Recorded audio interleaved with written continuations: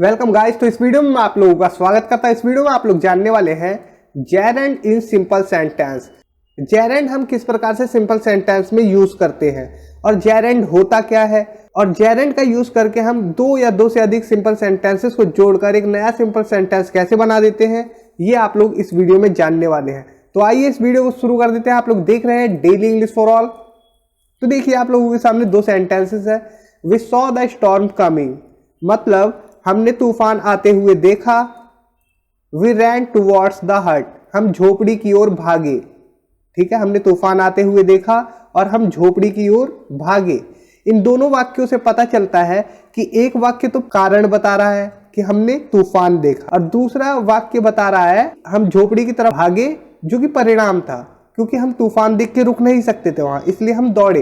तो यहाँ पर आप बाय या फिर ऑन का यूज कर सकते हैं, लेकिन बाय और ऑन का यूज करने के लिए कंडीशन है, वो भी मैं आप लोगों को बता देता हूँ। देखिए आप लोग सबसे पहले इस वाक्य को कैसे जोड़ेंगे वो दिखाता हूँ। देखिए, तूफान आता देखकर हम झोपड़ी की ओर दौड़े। ठीक है, इस प्रकार से बन जाएगा ये हिंदी में, और इसकी इंग्लिश हो जाएगी on seeing the storm coming we ran towards the hut. तूफान आता देखकर हम झोपड़ी की ओर दौड़े।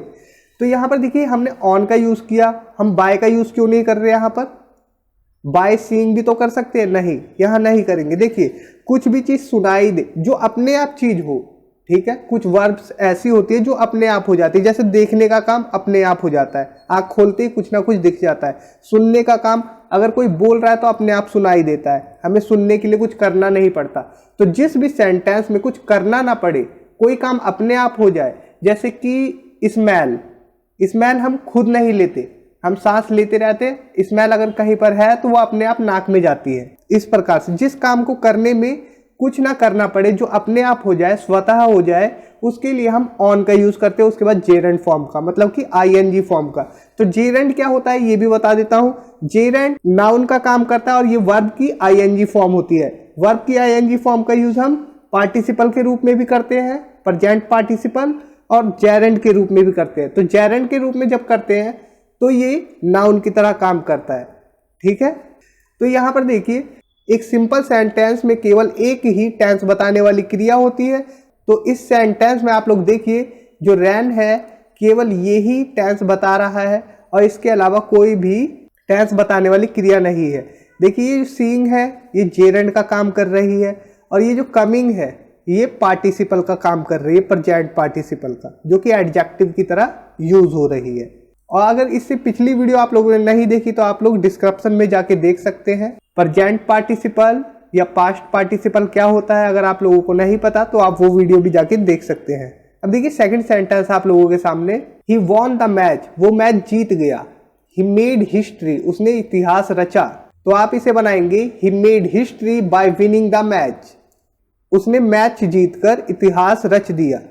तो ये जो बाय विनिंग है, ये विनिंग यहाँ पर जेरेंड की तरह यूज हो रहा है, अब ये बदल नहीं सकती।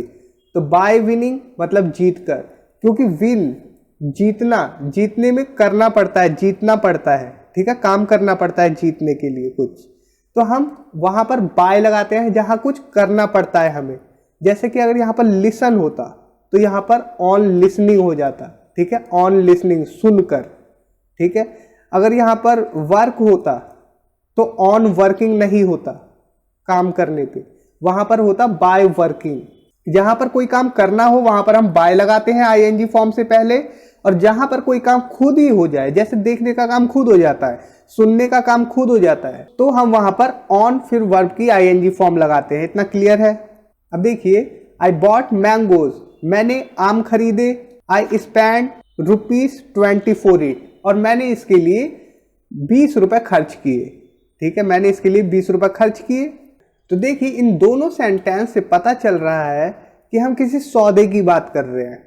ठीक है, स्पेंड किए 20 रुपए किस चीज के लिए? आम खरीदने के लिए। ठीक है, तो एक सौदेबाजी है जहां पर कहीं लेन देन हो रहा है, एक्सचेंज हो रहा है कुछ। ठीक है, किसी चीज के बदले कुछ लिया जा रहा है और उसके बदले कुछ दिया जा रहा है। जैसे 20 रुपए खर्च किए किसके बदले?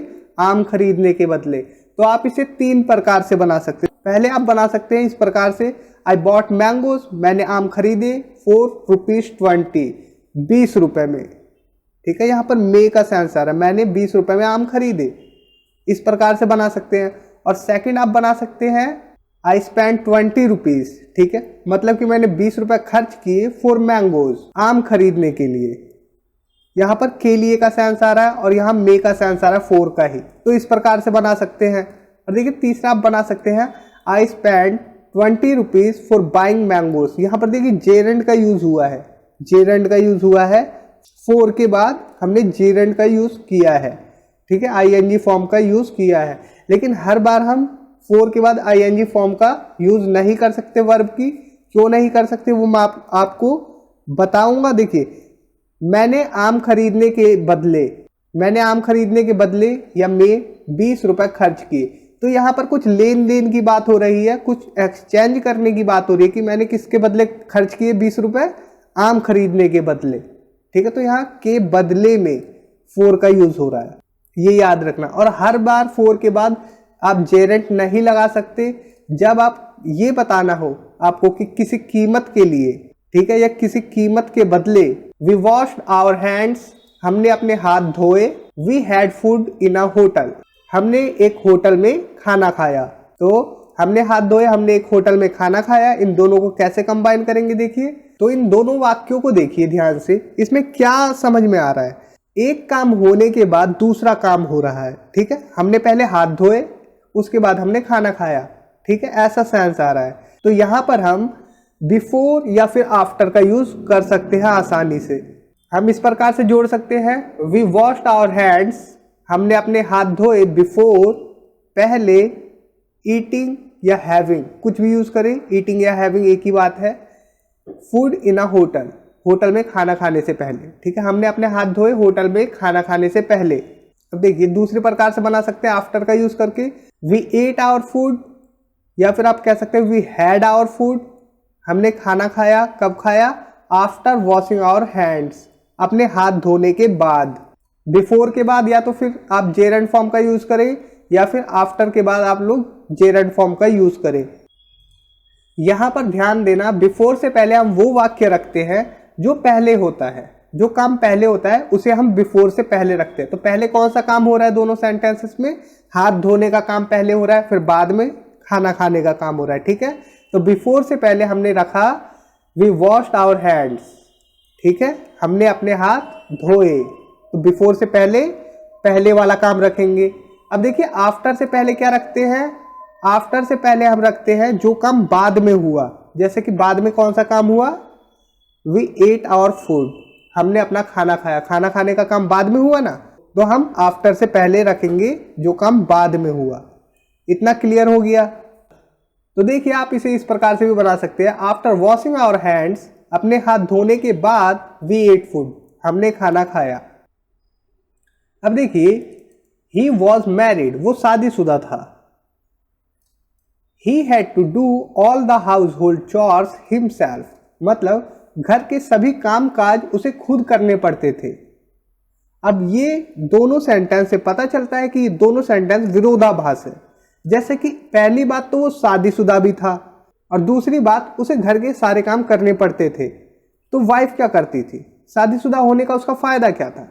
तो हम इन दोनों वाक्यों को हिंदी में इस प्रकार से बोल सकते हैं कि शादीशुदा होने के बावजूद उसे घर के सारे काम करने पड़ते थे, ठीक है, इस प्रकार से बोल सकते हैं। तो हम बना सकते हैं इसे in spite of his marriage, in spite of his marriage मतलब कि उसकी शादी होने के बावजूद, he had to do all the household chores himself, मतलब उसे घर के सारे कामकाज खुद करने पड़ते थे।